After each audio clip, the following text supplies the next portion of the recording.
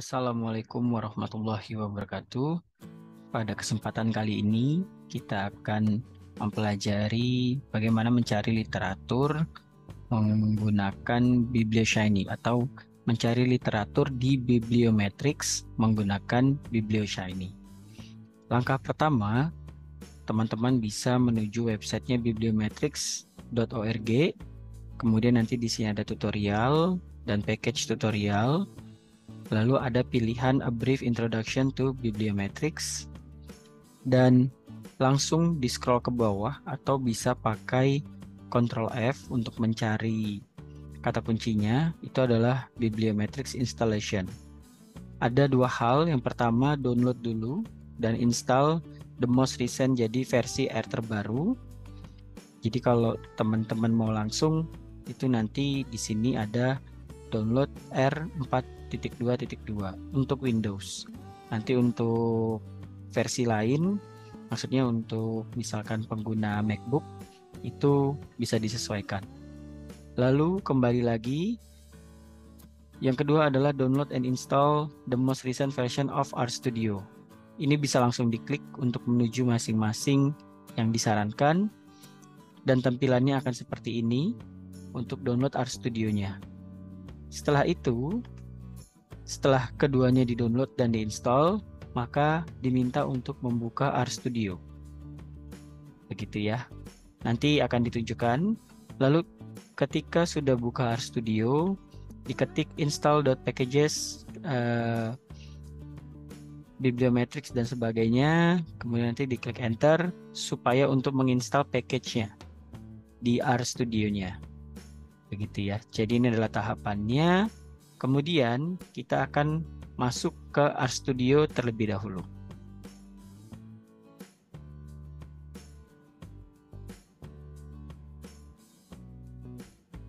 Ini adalah tampilan RStudio-nya. Setelah kita install package-nya tadi, kemudian kita langsung masuk ke library. Kita ketikkan library, kemudian kurung buka Bibliometrics.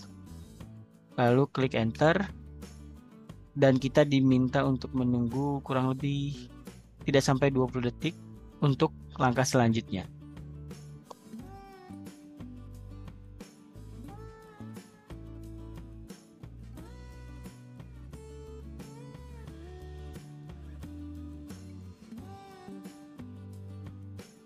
Ya, di sini sudah ada di akhir. To start with the Shiny web interface, please digit. Nah, kita ketik BiblioShiny kurung buka kurung tutup. Dan di sini kita akan menuju tampilan yang lain, begitu ya.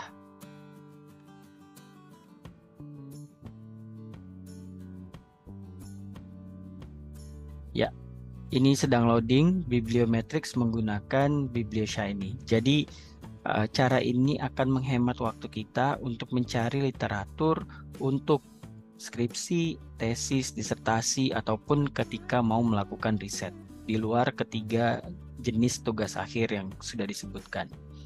Tampilannya seperti ini, kemudian di sini ada data, begitu ya.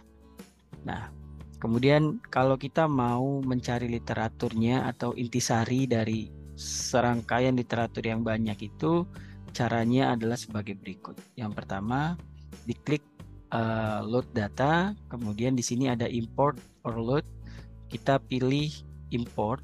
Ini artinya kita akan memasukkan file basis data yang kita ambil dari Web of Science atau Scopus atau lainnya untuk kemudian diolah di apa yang sedang ditampilkan ini. Lalu database-nya mau diambil dari mana? Saya lebih familiar menggunakan Scopus. Nah, kemudian di sini ada browse. Browse itu artinya kita diminta untuk mengambil file yang akan diolah. Pertanyaannya, dari mana file ini dapat kita peroleh, begitu kan? Nah, oleh karena itu kita ke Scopus dulu untuk mengambil filenya. Di Scopus, nah seperti ini, katakanlah kita ingin mencari literatur tentang pertanian berkelanjutan. Begitu ya. Kemudian kita ubah ke bahasa Inggris, Sustainability of Agriculture. Bisa juga teman-teman kalau ingin lebih mengerucut menggunakan add search field, ini bisa ditambah sesuai dengan yang diinginkan, itu untuk semakin mengecilkan, untuk semakin menemukan artikel-artikel yang memang teman-teman harapkan begitu. Tidak terlalu lebar begitu ya. Kalau terlalu lebar nanti hasilnya terlalu banyak, malah jadi bingung dimulai dari mana. Jadi jika ingin semakin spesifik, gunakan fitur ini, Add Search Field.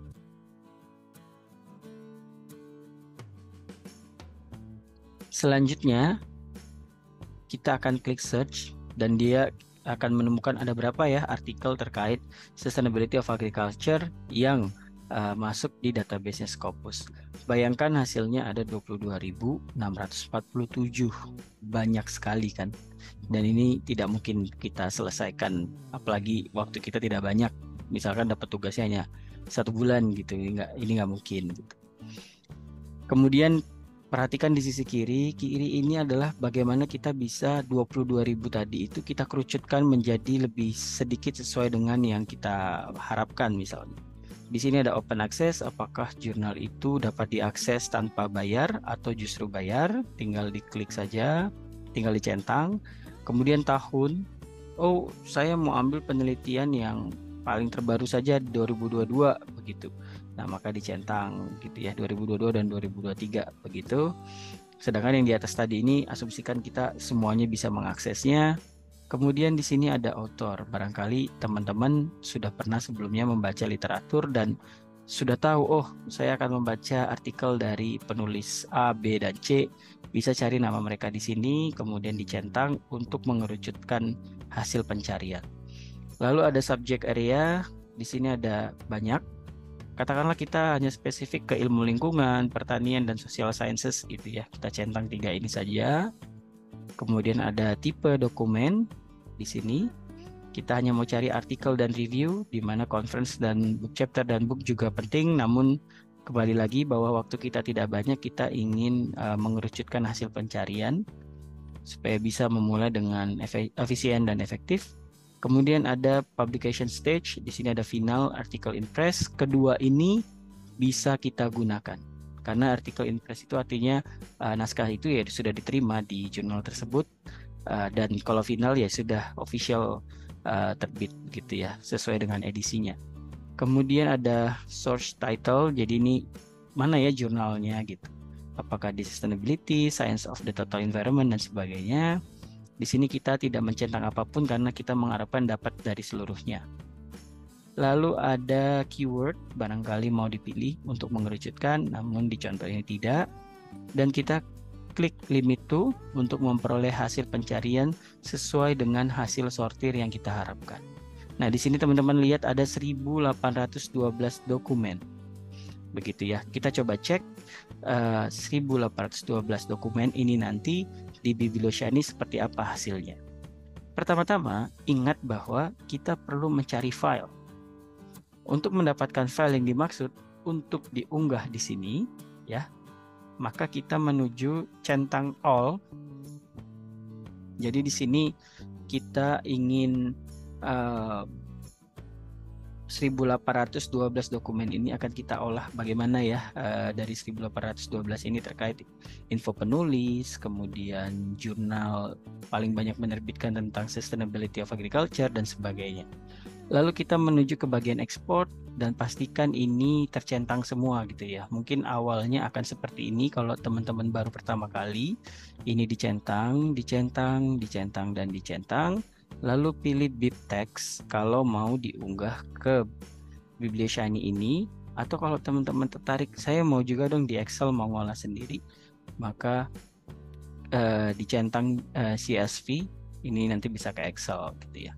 Di contoh ini pakai BibTeX karena hanya akan diunggah di Biblioshiny dan klik export. Ini kita akan mengunduh filenya gitu. Nanti akan ada di kiri bawah begitu ya.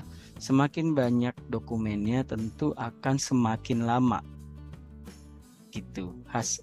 Waktu tunggu downloadnya gitu ya. Mungkin ini akan makan waktu 1 menit.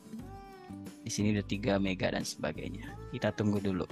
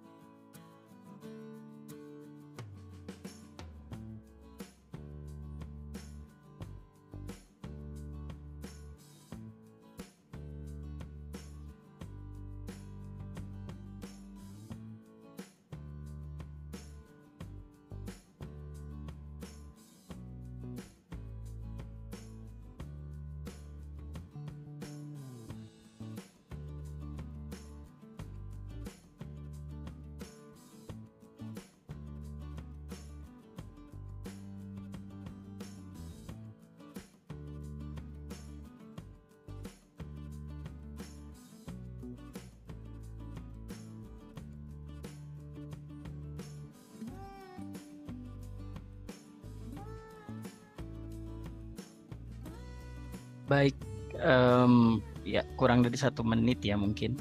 Jadi di bagian tadi teman-teman skip aja gitu karena ini untuk menunjukkan seberapa lama menunggunya dan memang harus ditunggu begitu ya. Nah, kemudian kita sudah dapat scopus.bib, begitu kan? Kita perlu untuk mengunggahnya. Kita masuk ke sini, kemudian kita klik browse, gitu ya. Kita klik browse dan ada di sini ya, di bagian download. Jadi teman-teman harus memperhatikan di mana ya saya menaruh hasil downloadnya supaya tidak bingung. Dan kita klik open, lalu kita klik start untuk dia mulai mengolah hasil dari tadi, data tadi gitu ya. Nah, ini kita lihat sepertinya ada kendala. Oke. Kenapa tidak bisa begitu? Oke. Kita tunggu dan kembali lagi ketika dokumennya banyak, maka waktu tunggunya akan lebih lama. Lantas, apakah penting dokumen itu harus banyak? Ya, ada dua sisi ya. Tentu penting karena semakin banyak informasi yang disajikan. Di sisi lain bisa jadi semakin banyak justru membuyarkan apa yang kita sedang cari. Oleh karena itu pastikan teman-teman menggunakan kata kunci dengan tepat. Kemudian gunakan fitur tadi yang add search field untuk mendapat dokumen-dokumen yang semakin sesuai dengan yang diharapkan. Contohnya tadi ada sustainability of agriculture, tapi teman-teman mau melihat sisi sosialnya atau justru hanya ekonominya atau justru hanya lingkungan, yang mungkin bisa ditambahkan di add search field-nya itu ketik sosial, atau nanti dari sisi sosialnya apalagi yang mau ditelusuri. Jadi semakin di breakdown, semakin dikerucutkan, tambah add search field, nanti akan menemukan jumlah dokumen yang semakin sedikit dan semakin spesifik, begitu ya. Tapi kalau teman-teman merasa oh nggak apa-apa nih, waktu saya cukup banyak, saya bisa membaca juga relatif cepat, silahkan. Itu kembali lagi pada preferensi masing-masing. Dan di sini masih loading, mungkin teman-teman bisa nunggu sekitaran 1 menit untuk ini, begitu ya. Kita tunggu dulu, nanti bisa di skip aja karena ini sebenarnya satu video yang direkam tanpa ada editing, jadi sekali take, jadi teman-teman nanti bisa skip beberapa detik gitu.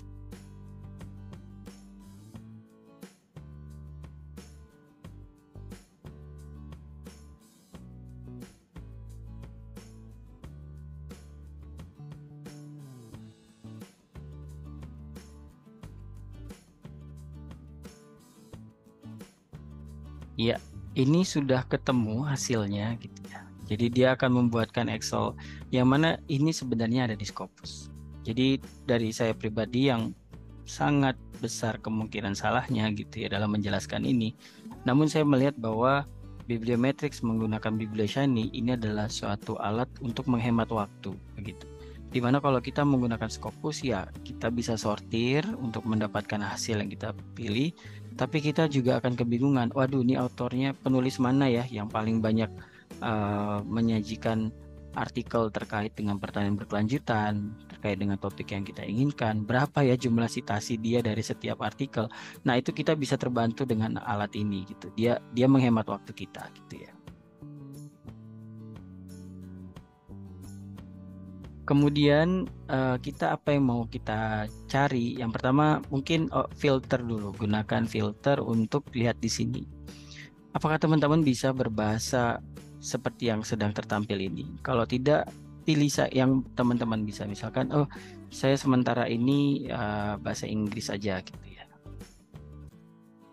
Waduh tadi kehapus oleh saya. Gitu. Ini kita pilih Inggris, yang lain kita hapus.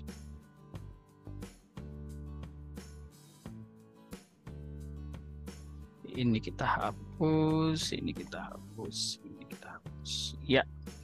Dan sudah di sini ada 2022 sampai 2023 karena tadi kita hanya milih 2 tahun itu gitu ya.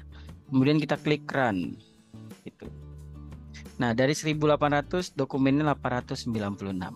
Gitu. Jadi yang berbahasa lain itu ada, tapi kembali lagi apakah kita memiliki kemampuan untuk membacanya kan.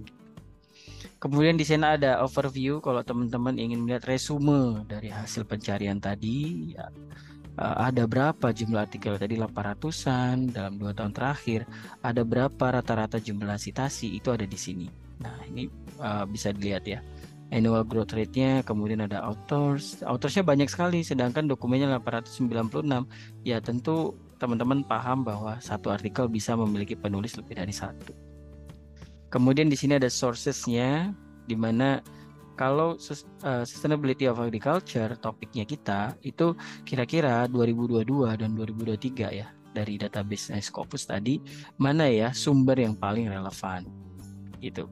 Kita lihat di sini ada sustainability. Jadi jurnal sustainability di mana ada 97 di sana gitu ya.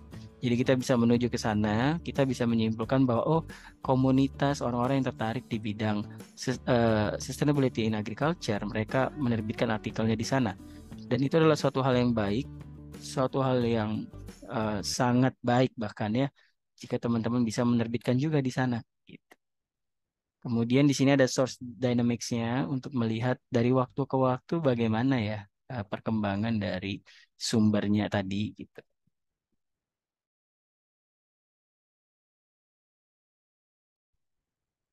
Oke, ini ada error karena kita hanya 2 tahun ya, jadi 2022 dan 2023.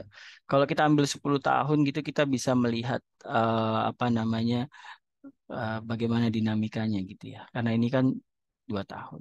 Nanti coba teman-teman praktekkan ini, tapi 10 tahun atau bahkan lebih, itu akan melihat, oh ternyata misalkan sustainability memang semakin ke sini, semakin banyak yang menerbitkan di sana gitu. Lalu kita masuk kedua, itu adalah penulisnya. Siapa ya yang paling relevan gitu. Dalam 2 tahun terakhir, ingat teman-teman bahwa ini 2022 dan 2023 gitu ya. Jadi misalnya di sini Zhang, ini ingat 2 tahun gitu. Kalau 10 tahun mungkin berbeda gitu. Jadi itu perlu diperhatikan. Jadi memang fondasinya adalah tadi mencari basis data di Scopusnya. Ini fondasinya gitu. Kemudian di sini bisa dilihat ini ada Zhang, ada Wang. Kita bisa memulai dari Zhang. 13 ini saya mau telusuri dulu untuk memahami literatur terkait pertanian berkelanjutan. Apa saja yang diulas? Apakah sesuai dengan topik saya atau enggak? Gitu. Jika teman-teman mau memulai dari author yang paling relevan begitu ya. Namun kalau mau dilihat dari author impact, mana ya yang memiliki dampak relatif lebih besar dibanding yang lainnya. Nah, di sini nanti teman-teman bisa aja menemukan hasil yang sama dengan penulis yang relevan atau justru bisa berbeda. Nah, di sini em, kita lihat tabel. Oh, di sini datanya tidak muncul.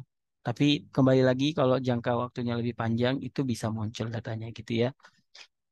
Kemudian di sini bisa lihat ada dokumen, nah most global cited documents. Apa ya dokumen yang secara global paling banyak? Nah, nanti bisa teman-teman cari di sini. Jadi ada overview, pertama ya filter dulu overview, kemudian sumbernya, jurnalnya, kemudian penulisnya, kemudian dari dokumennya. Jadi bagaimana? Ini bisa menghemat waktu bukan? Jadi kita bisa mencari literatur itu dengan lebih terstruktur, kemudian kita juga bisa menggunakan waktu kita dengan lebih efektif. Mungkin itu yang bisa disampaikan di video ini. Apabila ada pertanyaan atau menemukan kendala, itu teman-teman bisa sampaikan di kolom komentar atau mungkin ya dari trial and error itu kemudian akan menemukan caranya sendiri. Demikian, lebih dan kurangnya mohon maaf. Wassalamualaikum warahmatullahi wabarakatuh.